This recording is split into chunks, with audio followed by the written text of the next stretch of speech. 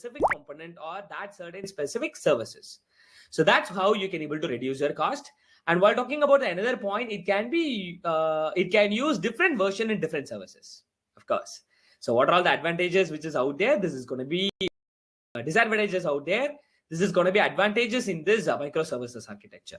Since every component and every services which is all independent, which is not present in a certain unit, which is all independent right now. So you can execute or you can use different versions. Okay, you can use payment. For payment, you can use Node.js 1.0, or you can use catalog, product catalog with Node.js 1.4, or you can use shopping cart by using a Node.js 1.6. So likewise, there is that kind of leverages. And another important leverages which is also out there, it can choose, each and every microservices which it can choose individual stacks on its own. This is amazing, guys. Okay, look how that if this is a microservices, this each and every box is a one microservice.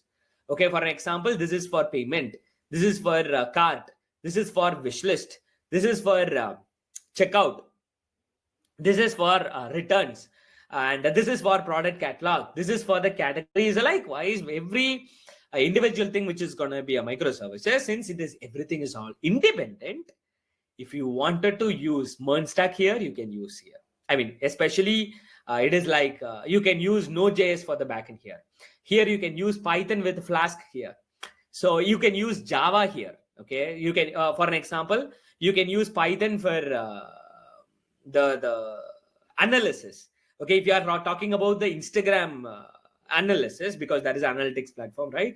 So it is going to show you how much reach you have got and everything. So for that analytics, you can specifically use Python there.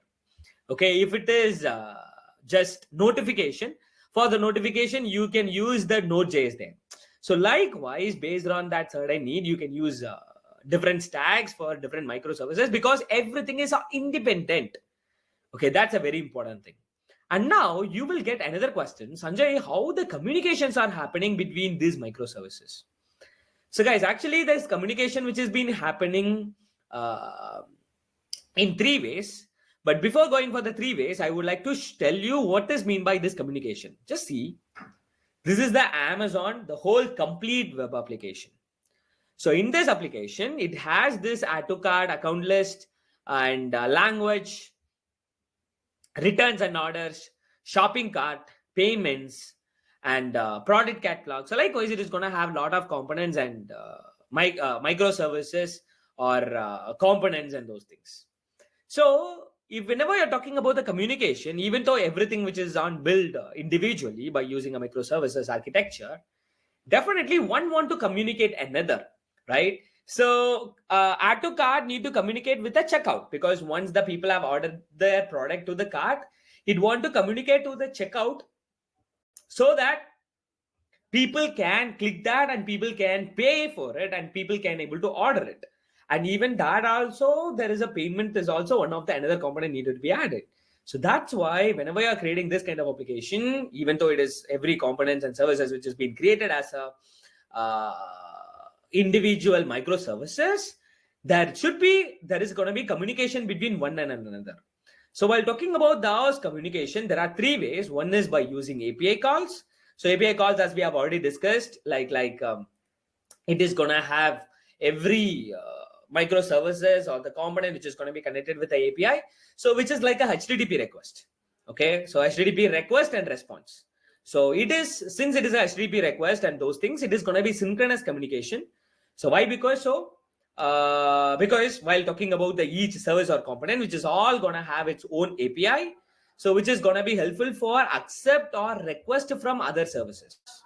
While talking about the accept or requests from other services, you just imagine this is a checkout component and this is the payment component. So once the people have entered their information and they are going to click a checkout, so this checkout component or service which will communicate through the API to this payment. And once it acknowledged, okay, I have received the packet. Once I have acknowledged, then it is going to give the response to it. So request, response, request, response, request, response. That's what the API, right?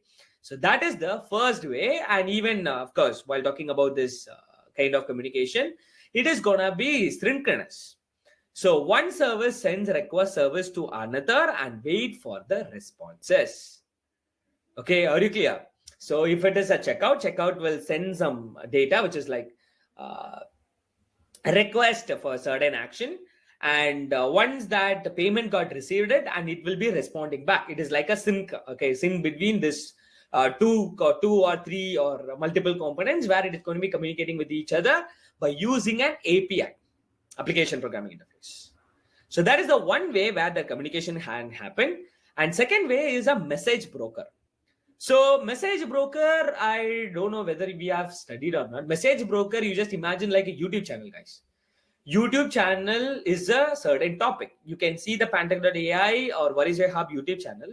So if that is a YouTube channel, whoever subscribing to that topic called Pantech.ai or What is Your Hub YouTube channel, they are going to they are all going to get the notification whenever one new video got posted. Are you clear? So if there is a one YouTube channel, which is a topic, you just imagine it is a topic. Whenever people are subscribed to the certain topic, whoever really subscribed to the topic, they are going to get a notification when anything happening there. So same as like it is like a subscriber and publisher kind of thing, which it can be done with the help of this message broker. And since it is this kind of publish or subscribe option, point-to-point messaging services, it is going to be asynchronous. Okay, it is going to keep on sending a stack of complete data continuously by itself, and where that is going to receive it, or that is going to give a response for it. That is what this message broker is all about. Okay, I hope you guys have got an idea. Here we guys have saw two things. Number one is API call, which is completely synchronous because it is going to send the data through an API, and it is going to give a request, and it is going to respond it back. So that is how it will work.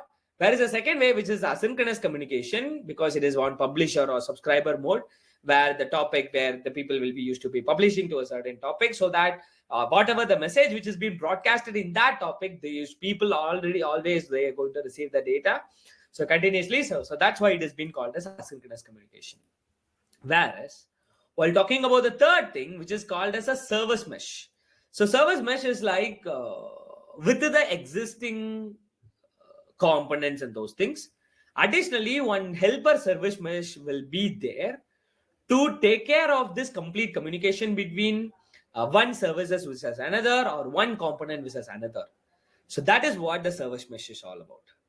Guys, right now, I hope you all really clear, because now we guys are on the monolithic architecture and what it is all about and what are the challenges in the monolithic. Now we are really exploring the microservices, which has all the advantages over the disadvantages of monolithic. And while talking about the communication, how each and every component, because if it is in a single unit like monolithic, the communication is going to be easy. But whenever you're talking about the component which is all present as like an individual services separately as a microservices, separate microservices. So if they really want to communicate one versus another, like product to the checkout, or wish list to the cart, or cart to the checkout. So likewise, if there is wanted to be some communication need to be happen, that can be done in the three ways. Number one is through API calls. Number two is by having a message broker in between.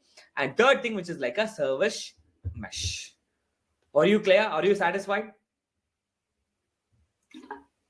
So this is how the communication which is going to be happening between different microservices. And while talking about the challenges, of course, everything which is going to have some challenges, right?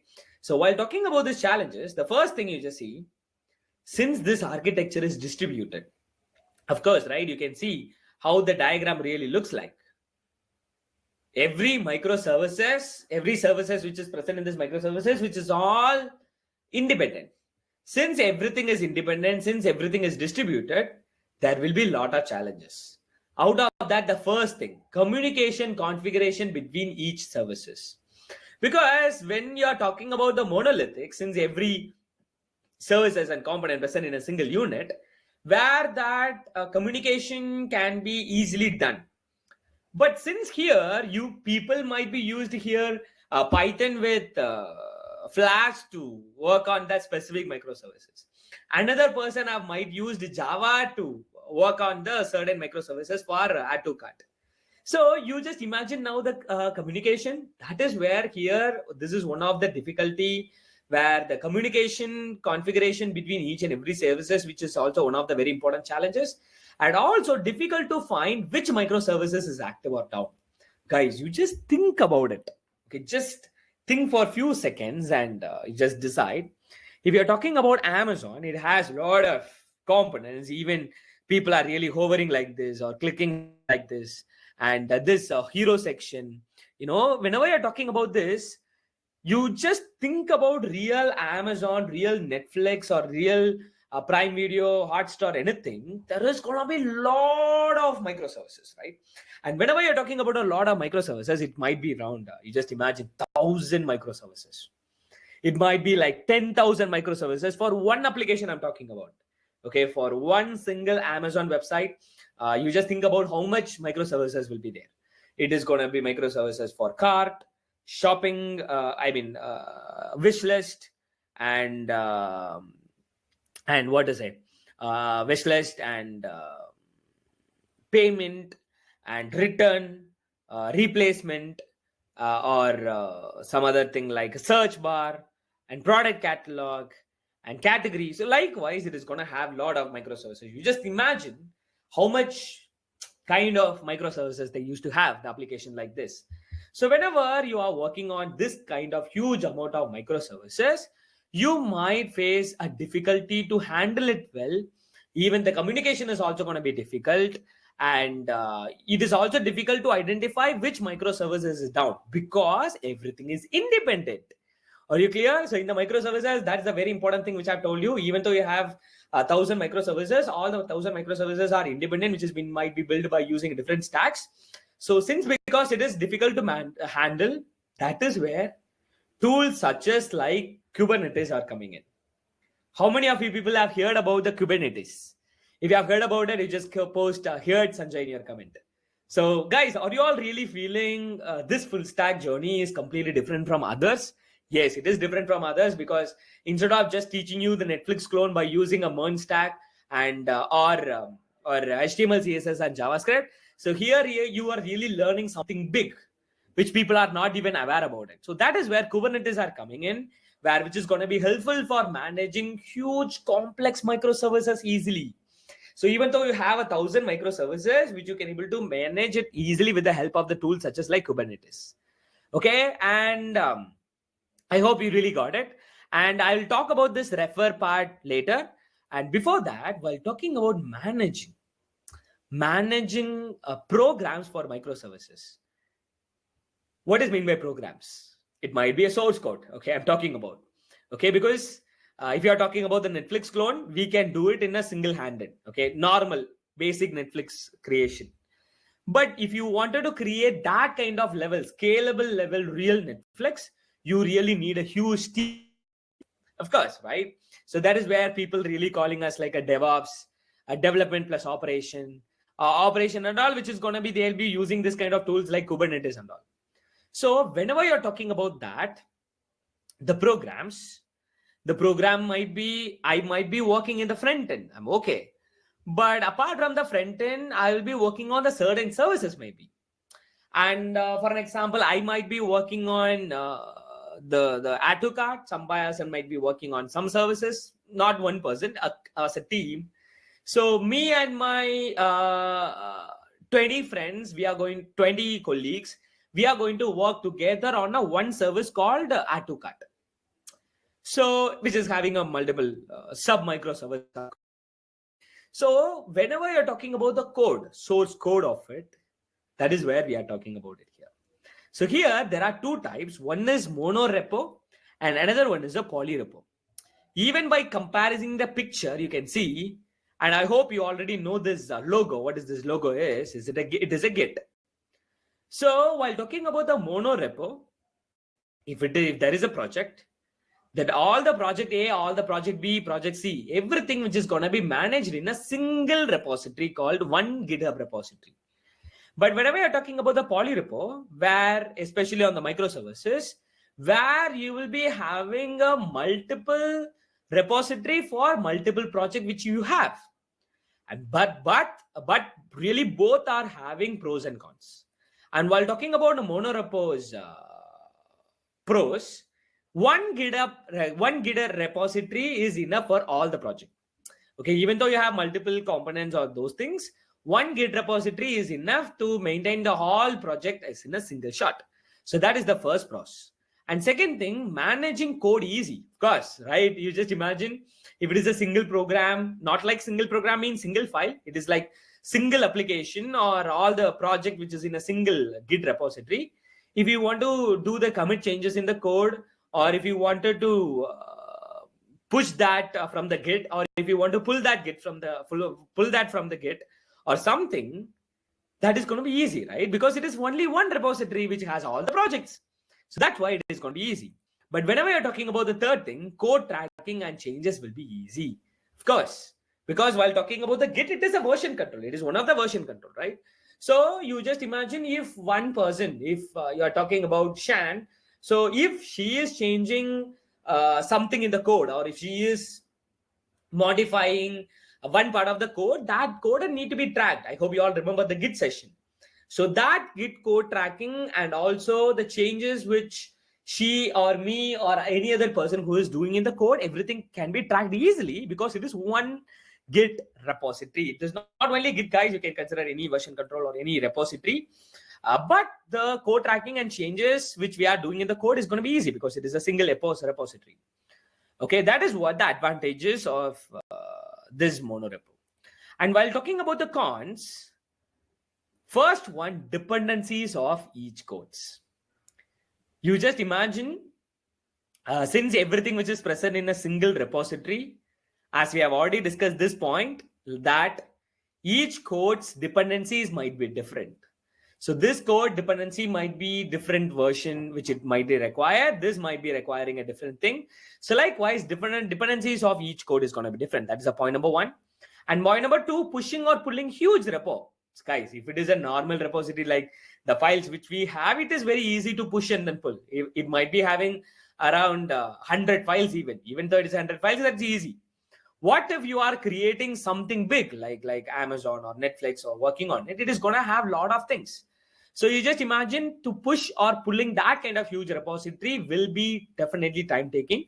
So that's our second important point. And third, CI/CD. How many of you really remember the CI/CD, guys? CI/CD is continuous integration and continuous deployment, which is going to become limited. Why? Because while talking about the CI/CD pipelines and all, if you are really creating it with the help of any tools, that tools list I'm going to give it to you, don't worry. So whenever you're talking about the creating a CI/CD pipeline for the tool, since this mono repository is a single repository which contains all the project in a single repo, if you wanted it to be deployed continuous integration and continuous deployment, which we have already did it with the help of Docker and Heroku and Git.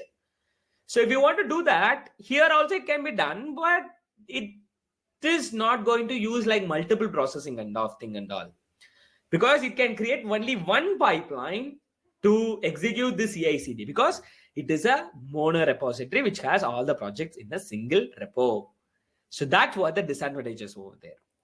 While talking about the poly repo, these are all the advantages for this poly repo. So what are all the disadvantages which you have saw in the mono repo, which is going to be advantage? The first thing is separate Git project for each services. For add to cart services, for wishlist services, for search services, everything it is going to have a separate Git project, Git repository for it. And second thing, codes are independent, of course, because here, even though you are modifying if you are doing any changes in this project A, it will affect the project, might affect the project B as well, because everything which has been in a single repo. But here, since every codes are completely independent, even if you are doing any modification, which is there if it is getting any bugs on the project A, it is not going to affect the second repository because every repository which is all individual and independent. And while talking about the third point, CI/CD is easy. Of course, why? Because here, if you wanted to do a CI/CD, it is a one pipeline which is going to use that CI/CD, continuous integration and continuous deployment, for the whole complete repository, which is a single pipeline. But here, we don't want to do that. Why? Because we have individual repository. So one repository for project A, which is like add to cart, and one repository for shipping, one repository for wish list. Since because it has every different repository, so every repository which we can pass as a individual CI/CD. So everything which is going to be automatically deployed and integrated. That's a polyrepos advantages. And while talking about the disadvantages, the first cons is, since it has multiple repository for each services, managing might be difficult than monorepo. Of course, because here I have only one repository which it can easily run, which it can be able to be easily executed. But here in the polyrepo, since it has a lot of,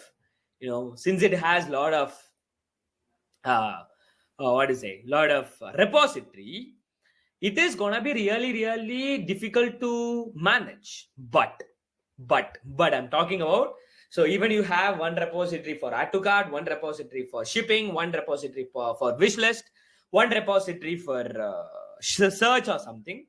Even though it is really difficult to manage it properly, you can use some of the features by the tools like GitLab.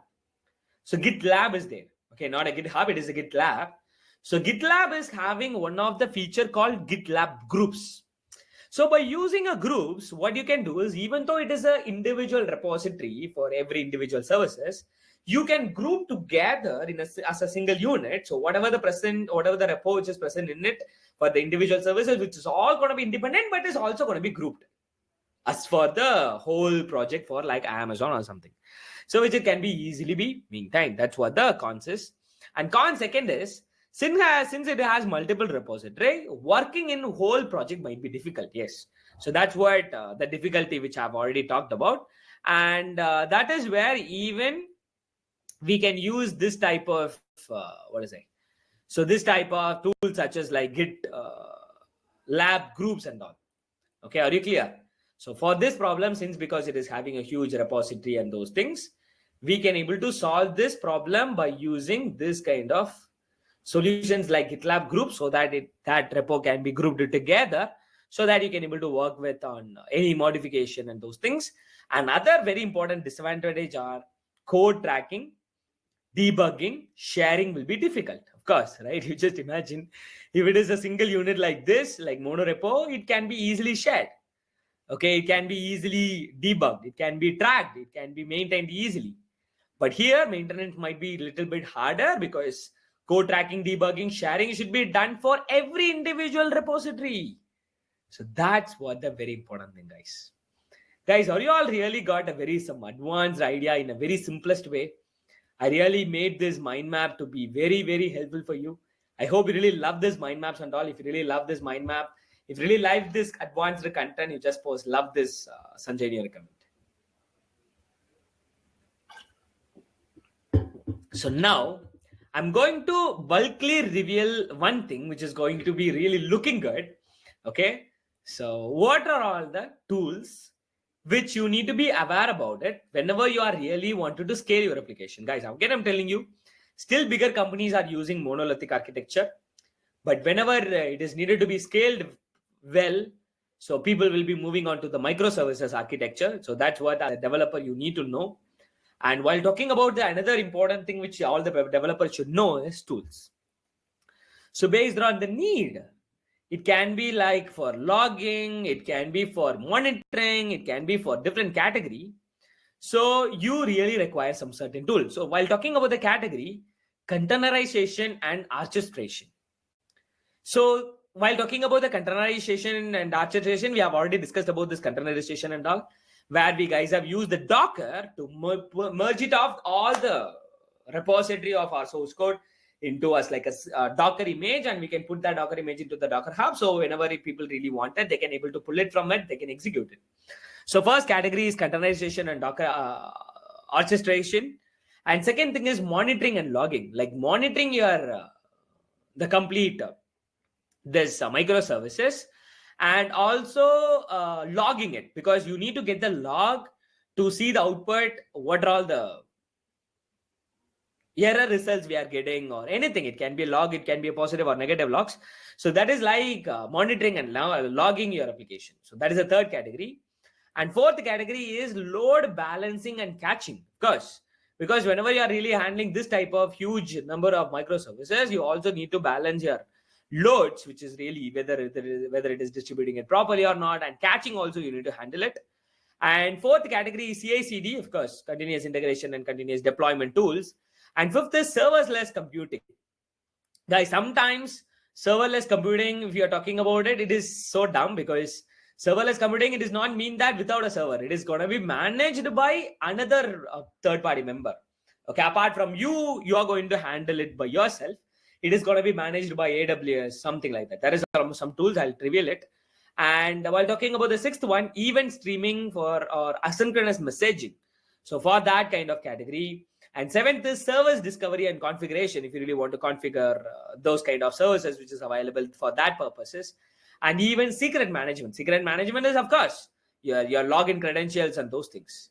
So under this category, I've made a very good list of the tools which you need to be aware about it. So that's what I'm going to reveal. So once you have seen the tools, don't get scared about each and every tool, guys. Go and take your time and read it. Okay, just go through all the tools.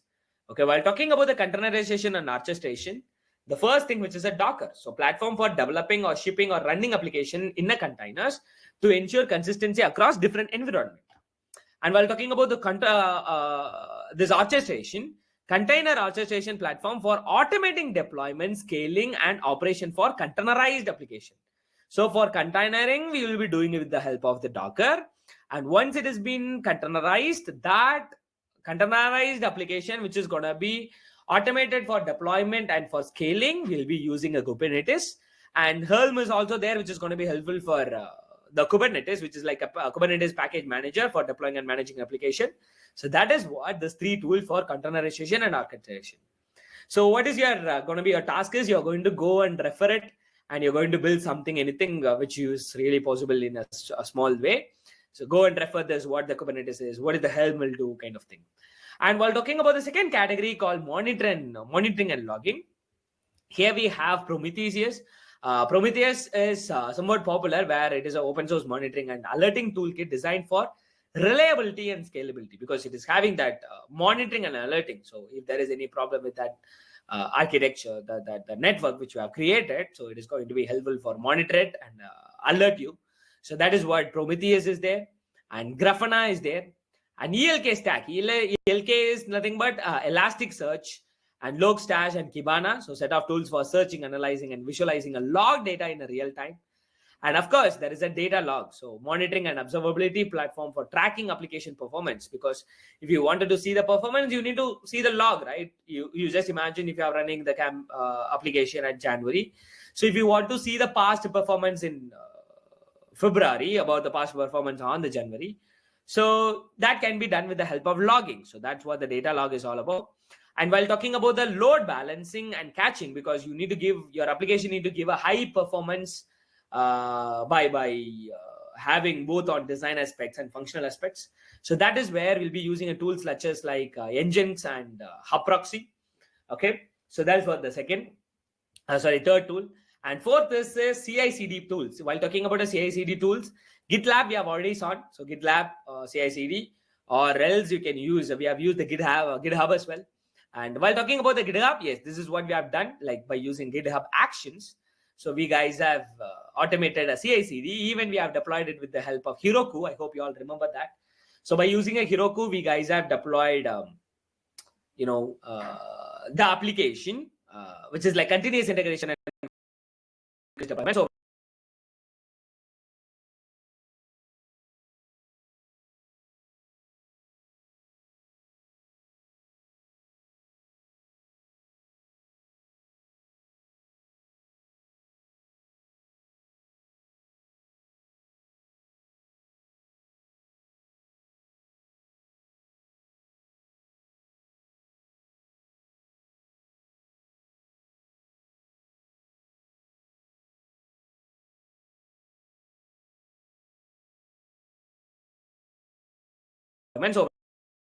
whenever you are doing any modification in the code, which is going to be tested and which is going to be integrated with that, and it's going to be deployed in the Heroku. We guys have did it with the help of GitHub Actions, and also another tool which is out there, which is a Jenkins. So, and while talking about the serverless computing, as I've already told you, serverless is not like server is not there, server is zero kind of thing, which is going to be handled by that certain providers.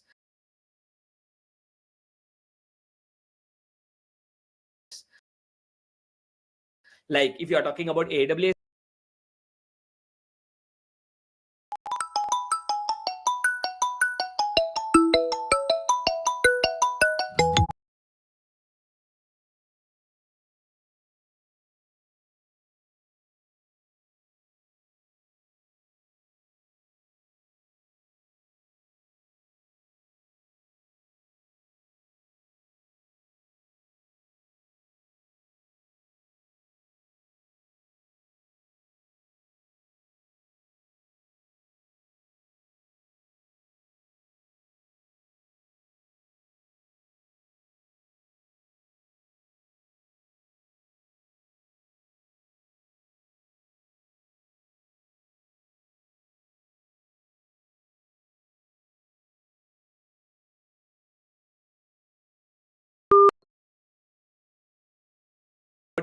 Lambda, they will be handling it. So serverless computer services that runs code in response to events without provisioning or managing servers. Okay, so that is going to be handled by this tool such as like AWS Lambda or Azure Functions. And for asynchronous messaging, we'll be using the tools such as like Kafka, Apache Kafka, so which is distributed event streaming platform for highly handling throughout the data pipelines and real-time data processing, like the Netflix, which they'll be using it. So Netflix, they might be using it. So that kind of streaming platform, high streaming platform, the Kafka might be used. And service discovery and configuration. So if you really wanted to do the configuration management tool and doing a dynamic service registration. So because now we have only few services like Add to Card or something. What if based on the user interaction, if some new services which is needed to be added with the existing architecture, so that thing can be done with the help of Consul. And another very popular secret management platform is the Vault. Okay, secret management tool for securely storing and accessing sensitive data such as like API keys and passwords. So this Vault, which has been majorly used. And right now I've told you something here, right, in the refer category. So this is what you need to refer. So which is called as like HashiCorp. Okay. So what you guys do is you just open your browser and you just type HashiCorp, because this HashiCorp is a kind of like infrastructure. Yeah, it is not kind of, it is like infrastructure cloud company, which is going to be really, really helpful for every category we have shown. So now we have shown the different category, right? So even while talking about this for containerization or monitoring and logging and load balancing, so likewise we have shown some category, right? So for those category, this is an infrastructure tool to maintain everything. So while talking about the products, you can see infrastructure. For infrastructure lifecycle management, there are tools like Terraform. Terraform is also popular. I hope you might have heard about it. So provisioning cloud infrastructure using a common workflow. Packer, build and manage images as a code. And Waypoint, internal developer platform. Nomad, workflow scheduling and orchestration. And security lifecycle management, which is like Vault, which we have found right now. And Consul, which is service-based networking. And Boundary. So likewise, it has a lot of things. Go and just read these docs, guys. Okay, in the infrastructure, we have Terraform for infrastructure provisioning, Packer for image management, Nomad for workload orchestration, and Waypoint for developer platform. Whereas if you're talking about the second category, one is infrastructure, another one is a security. So in the security, we'll be having a tools category such as like Vault or Boundary or Consul. Okay, so you just go through it.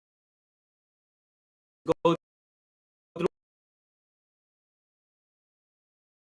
go go go go go through go go go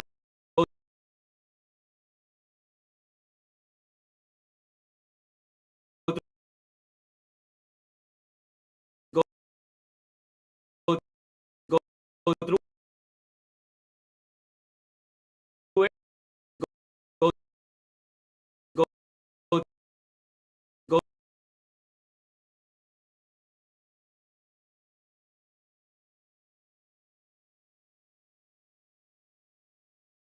go through go go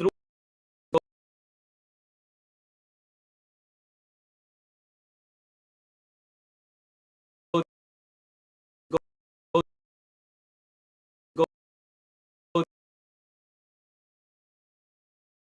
go go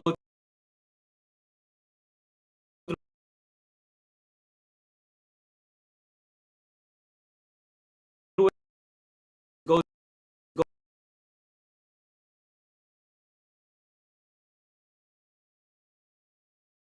go go go through it go through it. So HashiCorp, I'm just going for the vault. So you can see secure application identities and protect sensitive data, manage access to secrets and stop credential from